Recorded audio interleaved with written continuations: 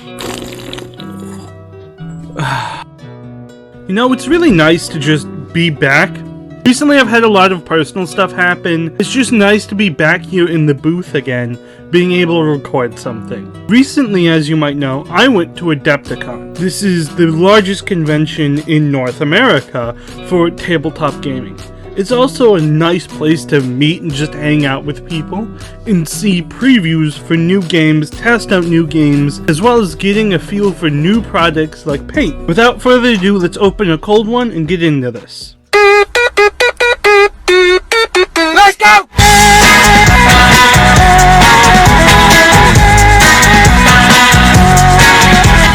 Wind me up, put me down, stop me up and watch me go. I'll be running circles around you sooner than you know. A little off center and I'm out of tune. Just kicking this can along the avenue, but I'm alright. It's easy once you know how it's done. You can't stop now, it's already begun. You feel it running through your bones, and you jerk it out.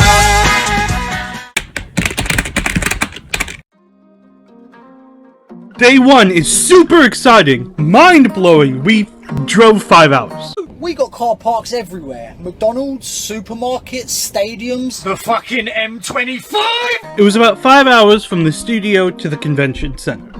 And this is just boring driving. It was cool to see Chicago though. Me being a broke college student had to plan this out very strategically. When I was looking for hotels, I decided not to get a hotel in the major part of the city. Granted, I would have been able to just walk to the convention center and been super close. The middle of the city was super expensive. This allowed me to get a hotel room for a lot cheaper price for the whole week. We're there for 5 days. Granted, we did now have to pay for parking because we're using a car to get in, but that could have been easily done with Uber or a few other things. When I did the pricing, it was cheaper to stay farther away from the city than in the city and pay for parking. Furthermore, as soon as we got to the hotel, we decided to leave the hotel and stop at a grocery store. Myers. Guys! We only got what was necessary.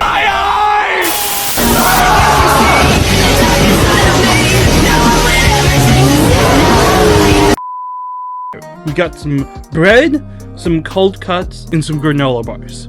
And the ever-essential bottle of whiskey. After stopping at a cheap taco chain, we picked up some food, went home, and watched the AdeptiCon reveals together. If you want to see those, I made a video of my reactions to everything that was released. Now, this would set me up for a very terrible sleep cycle, because I stayed up until 2 a.m. between recording it and editing of the video.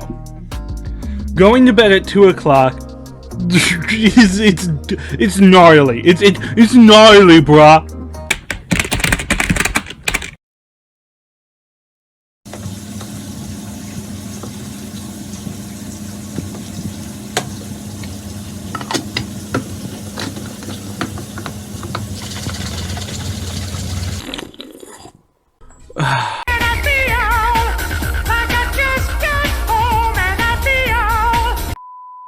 Day 2 was very grueling to get up. We decided to get up early to make sure we would be able to sort of scope things out and get a parking space, because we didn't know what we were approaching here. Which left me at about 2 hours of sleep. This is when we came into the first issue of the venue. It is actually really difficult to get into this venue. I mean, and this is where it gets confusing. Now, we didn't find this out until later, but they had advertised that if you paid for the parking structure that was attached to the venue, you would be able to take a sky bridge and just walk across into the venue. First day, we parked near the front, so we just decided to try to walk over, ended up having to walk around the building to find the front door. The architecture of the place was quite beautiful, and I really enjoyed seeing everybody walking to the front door. But This is also another issue about the venue. They supposedly had airport level security. Okay, now see, she didn't say good morning to me, so I put an orange dot on her boarding pass, which means they're going to search her anus. Which means they were getting grumpy at all the hobby supplies that we were bringing in. But that's the point of this sort of... That's the point of this this convention, is hobby.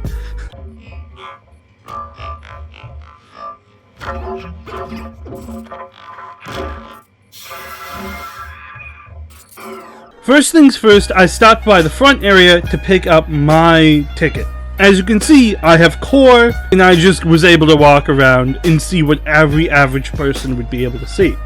You could say I got an authentic experience, I suppose, but I was more focused on immediately getting to the Games Workshop store. Please, we both know those are the ingredients used to make crystal meth. And I've got a pretty good idea who you've been selling it to as well. This is going to become a cycle throughout this video. In the business, we call this foreshadowing. I bought the 2 event miniatures for this year. I don't play Gene Stealers, but I have Tyranids, so I thought I could throw them in there. And I just like the rats, okay? I think I've been pretty open that the rats are cool. The sun never sets on the rat empire. You're such an idiot, it's just hard to even imagine. If you give a man a fish, you feed him for a day. If you give a man a rat, you satisfy his rat desire. If a rat plays Monopoly with another rat, and rats do that, by the way, like lobsters, the little rat will always lose. That just shows you whose side God is really on. We also decided to run around and sort of try to figure out where everything was. And this is where we figured out the labyrinth of this venue. The weird thing is you come on the first floor, but all their big halls are on the 3rd floor. And we found the Horus Heresy area. Always love Heresy, but that was on another level. That was on the 2nd level. And then if you took the escalators all the way up to the top floor, you would have found Historicals, which ended up becoming this weird labyrinth of you having to take 3 or 4 escalators just to get to one place or another. Now, me being autistic, I love me an escalator. Please stop doing that. We need to get you some new corduroys. No! None of the other boys are wearing corduroys! I want dungarees! You're going to get hurt doing that. No, I'm not! I'm the champ at doing this! Ow! You jinxed me! Ah, damn it! Because they moved from the Chicago venue to the one in Wisconsin, they had these pop-up restaurants that came in. And when me and the person who I'm traveling with stopped there, we decided to get tacos. These tacos were $68 for 6. 6 of them were $68. This is wild to me. Don't get me wrong, they were good tacos, but like, each one of them were like $9 a taco. And that just seemed ridiculous. What inspired you to build a second Krusty Krab right next door to the original? Money! That's why I mentioned the sandwich thing before. We almost ended up eating exclusively sandwiches for our lunch. This saved us quite a bit of money that we were planning on spending on miniatures. But if you've ever been to a convention, you're gonna realize that most of the stuff there you're paying a premium for on top of already being a premium product. But at the same time, I met some of the coolest people there. A lot of my time this convention was spent just bumping into people and just talking for like 45 minutes about things. And it was so nice to just interact with people in person.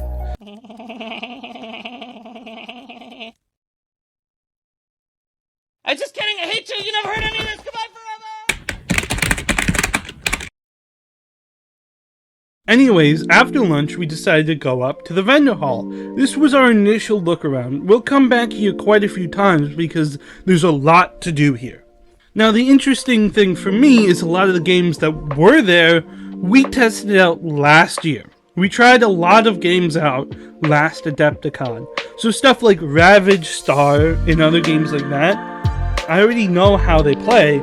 I still ended up talking to the devs, seeing if they've changed anything or not. Ravage Star in particular, if you want my 30-second review of it, is a very cool game. I love the actual moment-to-moment gameplay that they have for Ravage Star. I think the alternate activations is a lot better in Ravaged Star than it is in any other game I can think of. Normally I hate alternate activations because it feels like you're just playing chess, and then stuff like pulling dice out of a bag can easily be cheated in bolt action by just putting a bunch of infantry, then you can activate randomly. They have specific activations for every single type of unit, and I think it helps a lot for that game. Furthermore, the models are really nice. I got my hands on the models. The 3D printed ones, you're going to need a good machine, but something like an Elegoo like I have with a 12K screen will just do fine. The ones that they produce themselves out of a special plastic have just as much detail as the 3D prints and are like 10 times tougher, which is also chef's kiss amazing. Now here comes the downside to Ravaged Star, which is a downside you're going to hear a lot whenever I talk about games, is the lore in the world just doesn't grip me. It doesn't grip me. When I look at the xenomorphs that they have there, it's like, oh, I've never played StarCraft, and I have no emotional attachment to the Zerg. Therefore, the Zerg that they have there doesn't really have an appeal to me.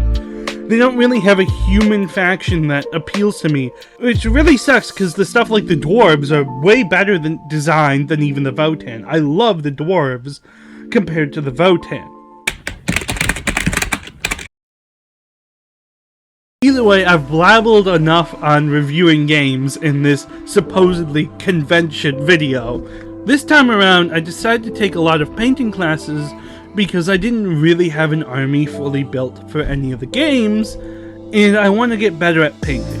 And one of the ways I wanted to get better at painting is learning non-metallic metal. Oh, big man with a briefcase. What, do you think you're better than me?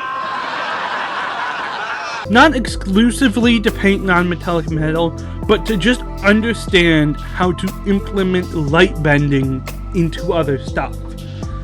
Personally, I already understood the concept of non-metallic metal. It's just learning how to actually put pen to paper, so to say. This is my rifle, this is my gun. This is for fighting, this is for fun. This is my rifle, this is my gun. This is for fighting, this is for fun. And I think conventions like the AdeptiCon is actually really good for this, because you will have a teacher there that is certified and knows what they're talking about, and you can have instantaneous response. I mean, it's pretty easy to just watch a video on YouTube for non-metallic metal and learn how to do it that way, but then while you're painting it yourself, you don't have somebody who's going to look over and go, hey, why don't you try this? Hey, why don't you try that? It's a very good way to learn because it's hands-on learning. Hey everybody, in this video all I'm going to do is apply two thin coats. As you can see on the screen here, this is the result of messing with it for about 2 to 3 hours.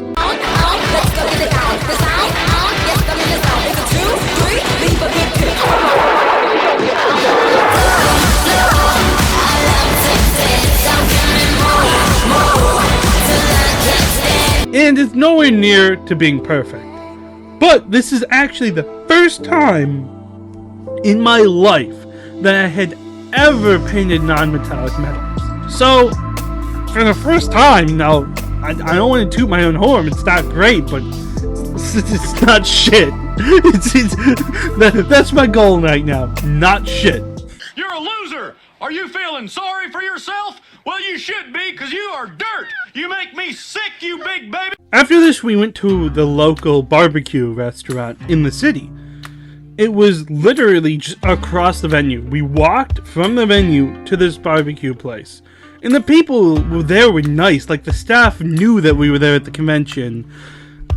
So, we ended up talking to them about what the convention was about. And we got this really good meal.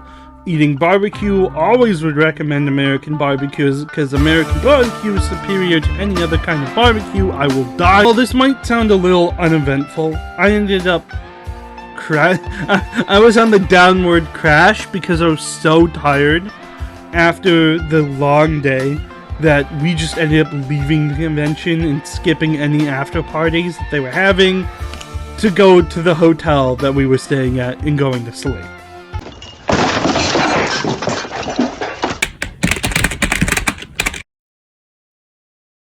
Day 3 rolled around, and actually getting some sleep helped me out so much. Sleep is underrated. Sleep is S tier, S+ tier. It's alright, C.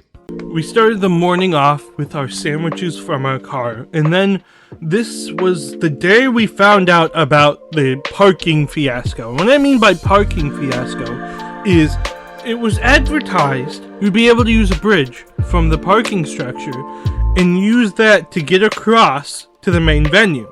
We found the door that should have led us across to the bridge. They had it locked. Won't you join me in my irritating little song? It would be an honor. Keep walking. We spent easily an hour looking for this thing that they just had locked. And it was very infuriating. I was irate by the end of it. But I want it now! Because it's like, why do you have this locked? Like, you have so many other security points that you don't need. Why is this one, the one that you advertised that I would be able to use, locked? So we ended up having to walk all the way back to the base floor, the first floor, walk around the building, and eventually got into the entrance. However, once we were done with that fiasco, we decided to perform our ritual again and go to Games Workshop.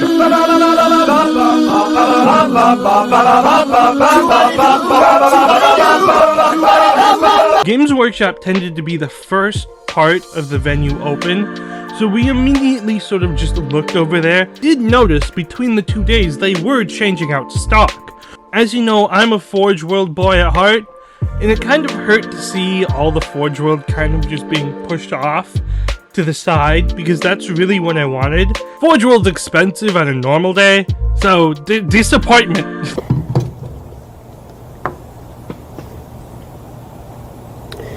My disappointment is immeasurable, and my day is ruined. The disappointment would not continue because I would be able to bump into one of my friends later today. But before we bumped into my friend, I had to go to another painting class. So I decided to take a How to Paint Gold non-metallic metal class. I spent like a solid 3 hours painting.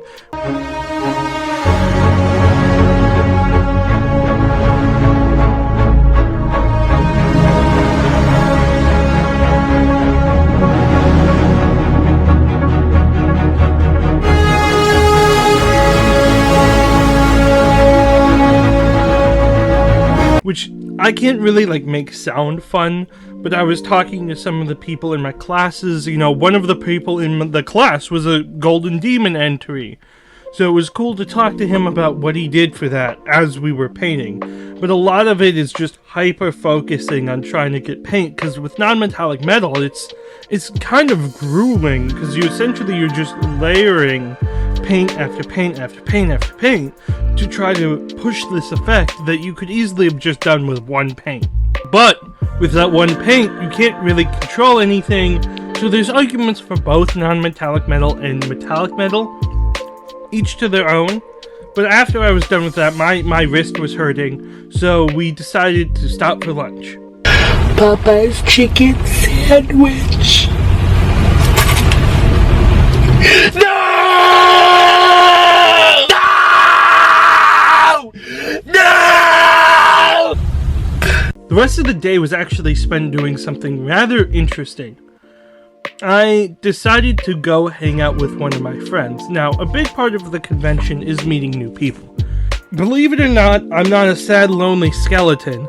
I do, in fact, have friends. And I ended up actually crashing my friend's games. He's a competitive player and he plays in a league. I ended up crashing his games and just sidelined, just sat there and watching his games with random people. Just adding stupid commentary the whole time. And we were just shit talking. But that was my afternoon, just sort of like third wheeling these games. And it was super fun for me, because I'm not much of a competitive player. I much rather play a super thematic list and lose all my games than play the meta. Don't play. Fuck! You're kidding! Judge. And this actually lasted quite a while. I mean, we weren't leaving the convention until 4 or 5 o'clock in the PM, and my friend still hadn't finished his games up yet. He still had a few more games to play. Either way, I ended up going back to the hotel room, and dinner was that taco place again. And the tacos in tater tots, well, an out of the left field combo just hit different. It was really good. Now, day 3, there was a massive rainstorm. So, we didn't really get up early. Furthermore, this was the day we didn't have anything planned. The last 2 days, we've had classes planned. Today, we were completely free and open. And this is where I ended up just walking around the convention.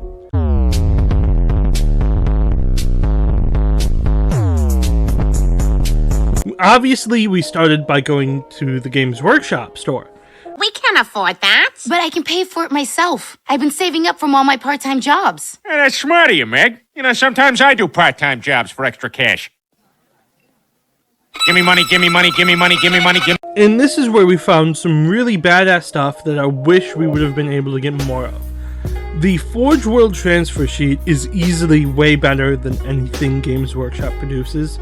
We ended up getting a Salamander transfer sheet and an Ultramarine transfer sheet.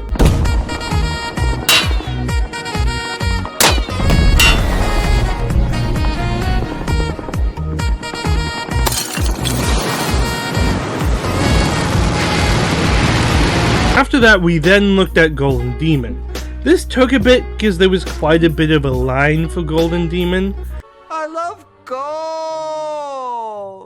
I have mixed opinions about Golden Demon. A lot of these, and I don't want to take away from the painters, look very similar because a lot of them are using those really high advanced techniques. I don't think I saw any true metallic metal, but at the same time, that kind of highlights just how amazing these painters are. These painters are like some of the best in the world. I truly believe that Golden Demon painters should be in a museum. I feel like there should be a museum that shows off this as art because these things were just amazing. Big question, but to me, he's the finest painter of them all. As I have foreshadowed throughout this video, we didn't spend that much money on miniatures, and then we still had a decent amount of money left for our food budget. This led us to decide to make a really random decision halfway through the day. We don't regret the decision. Next to the venue is the Capitol Grill. It's a higher end steakhouse and it will be expensive, but we had not purchased that many miniatures, so we still had a decent budget left. Using the techniques we had with food, we still had food budget left. So we decided to pool these two budgets and go to the restaurant. Interesting enough, while I was there, we bumped into the Angry Joe show. Well, I did want to ask him where the Dawn of 3 review was going to be out. I decided not to because I can't be a dick all the time, just 90% of the time. Another trick was that we decided to only order a few things on the menu. This way we could actually get quite a bit of a selection off the menu without having to get charged a lot of money. We ended up going with some steak and some lobster mac and cheese, as well as some really nice mushrooms and some mashed potatoes. Overall, I don't think this is a waste of money. I think it just highlights choices you're going to have to make while traveling. What's more important to you? I would argue, because I have a massive pile of shame at home, I don't really need any new miniatures. I don't need to spend a bunch of money on miniatures that I'm not going to touch for a while. I'd rather spend the money like I did creating memories. And that's what I did. That's the most important part of these conventions, is creating memories. You're going to be meeting new people, you're going to be meeting old friends, and you're going to be having some of the best times of your life here. This is going to create so many happy memories that I would advise everybody, no matter where you're at, to try your best to make it to one of these conventions. Obviously, life is different for everybody. And I hope this video gave a few good tips and tricks that will allow you to put together how you're going to go to your next convention.